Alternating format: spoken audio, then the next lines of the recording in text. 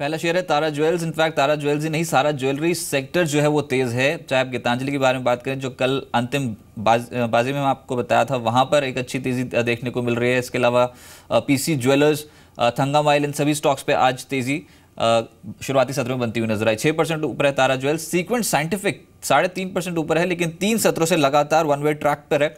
Vishnu chemical, आज chemical stocks पे बेट लग रहे हैं, जिसमें विष्णु केमिकल और दूसरा स्टॉक है किरी इंडस्ट्रीज, जहां पर पिछले 2 ट्रेडिंग सेशन में काफी स्ट्रांगली वॉल्यूम्स के साथ पार्टिसिपेशन देखने को मिल रहा है और आज भी 5% के आसपास की तेजी है। रैमको सिस्टम्स, ये जो मिड कैप आईटी स्पेस है, इसमें खरीदारी रैमको सिस्टम्स चला है 4%, लेकिन अभी भी एक स्टॉक चला है साइंस, जिसमें निचले स्तर से बहुत स्ट्रांगली खरीदारी बनी है।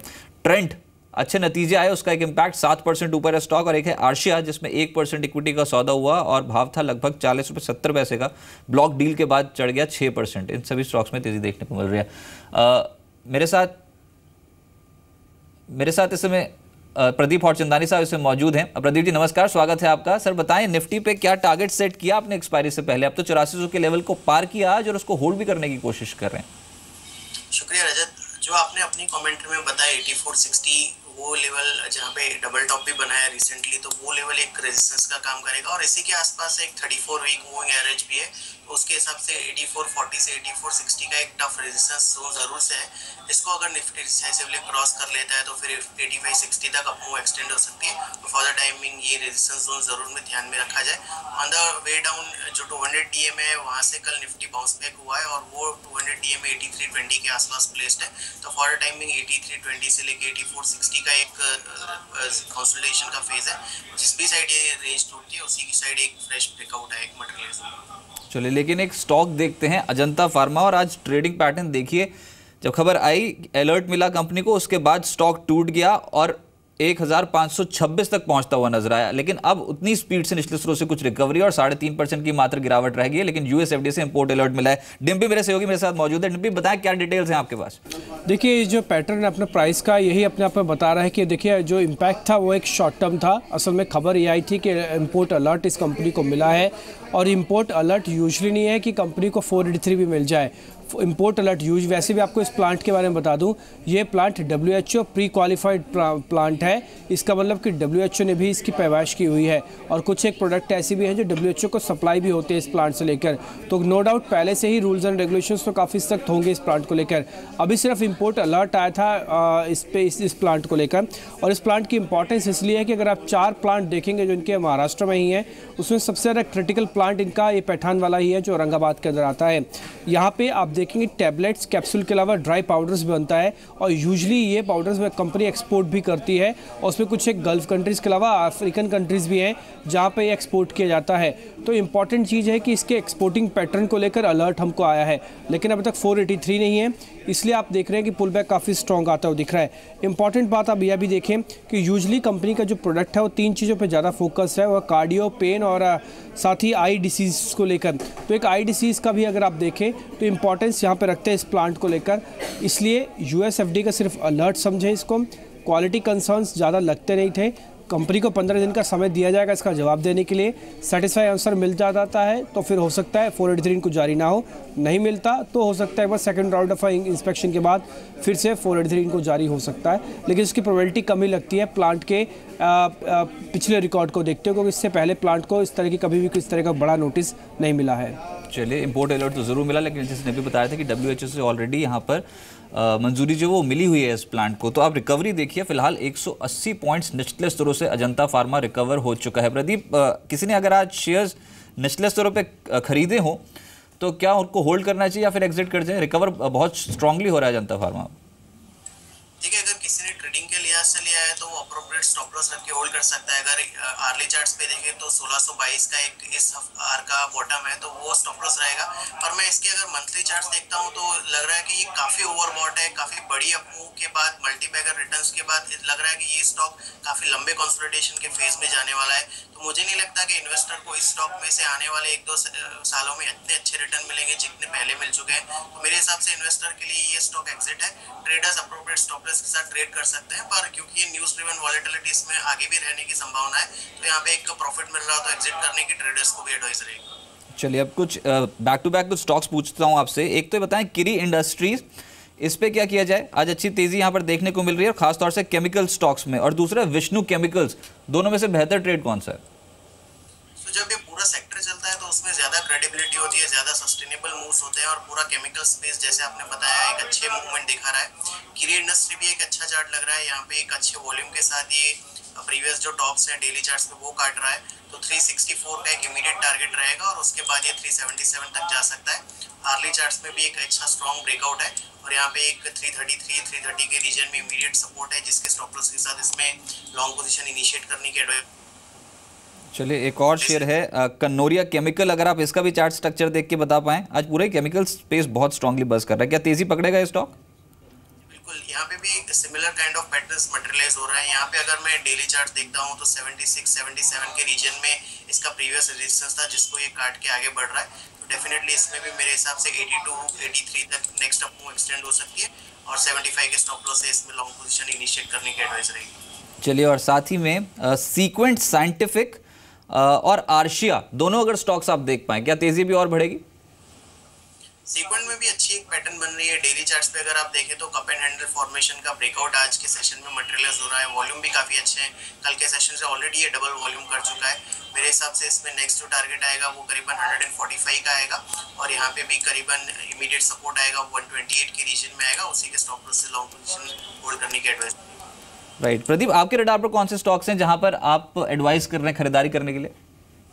देखिए, इंडसइंड बैंक एक स्टॉक है जो पिछले कुछ दिनों के कंसोलिडेशन के बाद आज के सेशन में, शुरुआती सेशन में एक अच्छा रुझान दिखा रहा है, अच्छे वॉल्यूम के साथ आर्ली चार्ट्स में ब्रेकआउट दिखा रहा है।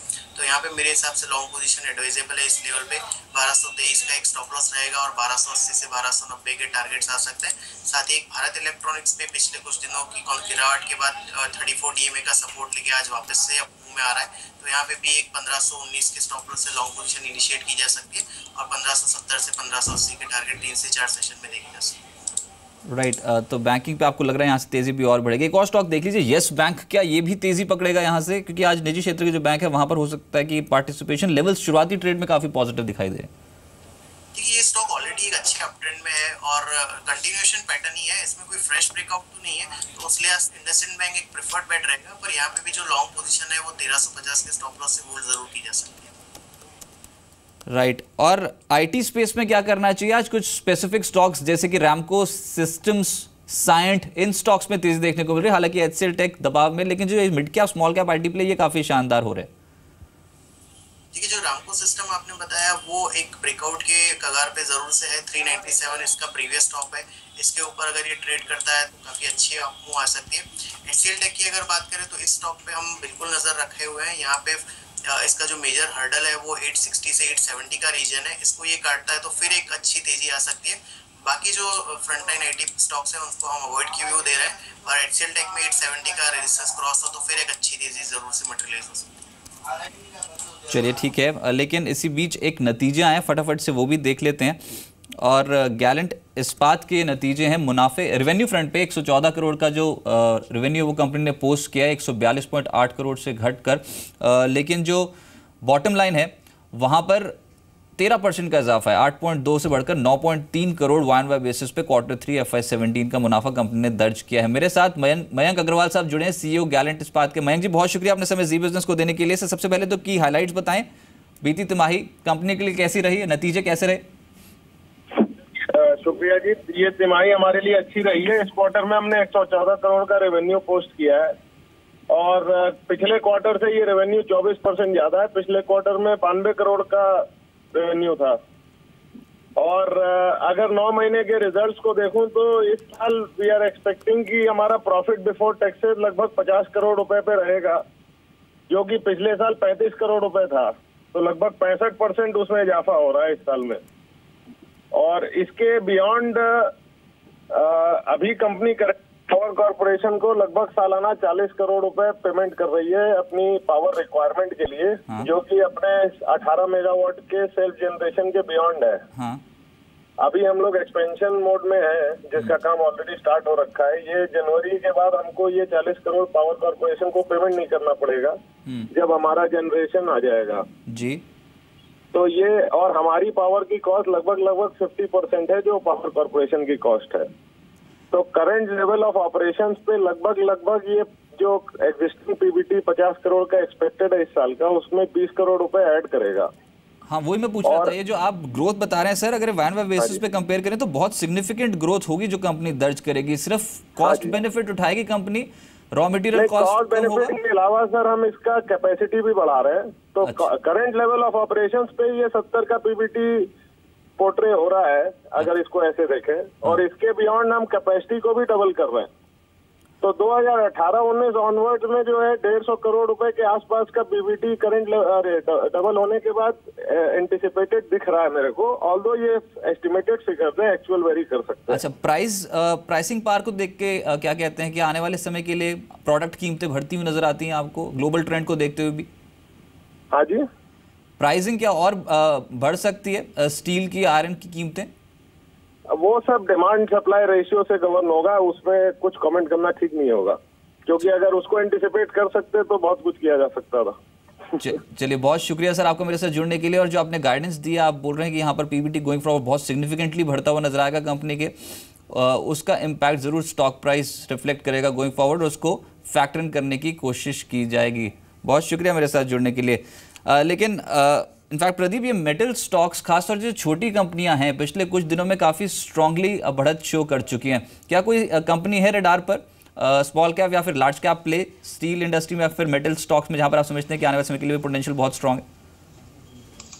देखिए, यहाँ पे एक जो नाल्को का स्टॉक है उसने रिलेटिवली अंडर परफॉर्म किया है, पर ये अपने मेजर मूविंग एवरेज के ऊपर रिसेंटली सस्टेन हो रहा है। तो यहाँ पे मेरे हिसाब से एक नेक्स्ट अप मूव है, इसको 96-97 के लेवल तक ले जा सकती है। अभी 75 का लेवल चल रहा है, तो काफी अच्छी अप्रिसिएशन इसमें आ सकती है over next couple of months.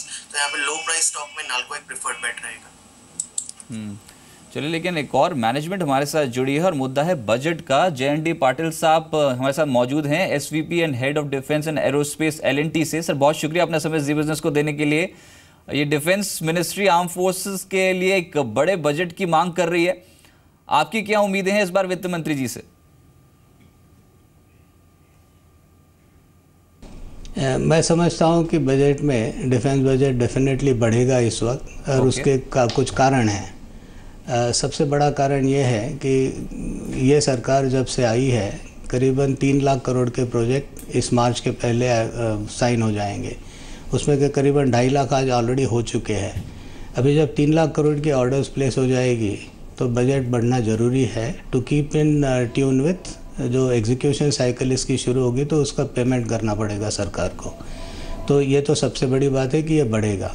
दूसरा चीज़, हमारी टैक्स बॉयंसी बढ़ेगी अभी डिमोनेटाइजेशन की वजह से। तो ये टैक्स जो बॉयंसी बढ़ेगी तो सरकार के पास जो है साधन ज़्यादा होंगे। तो जब ये साधन बढ़ेंगे तो ऑब्वियसली गवर्नमेंट तो उसका 1.7-1.8% जो स्पेंड करती है डिफेंस में GDP का, वो इस साल ज़्यादा रहेगा।